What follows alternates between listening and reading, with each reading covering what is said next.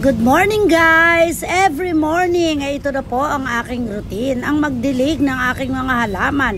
Dahil alam nyo na guys, medyo mainit na po ang ating panahon. Kaya naman kailangan nila na laging dinidilig. Parang tao rin po yan, ligo-ligo rin pag may time. Para po maging fresh ang ating aura, tingnan nyo naman po ang bagong dilig. Fresh na fresh. Alam nyo ba guys, na talagang tinatrabaho ko ang aking mga plants dahil alam nyo na guys, pag naman po sila ay namumulaklak, ay iba yung saya ang binibigay nito sa akin.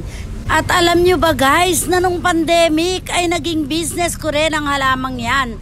Dahil hindi po sa pagyayabang guys, kami po ay nakakapagbenta pa. Dahil nung mga panahong yon ay mahal po ang halaman.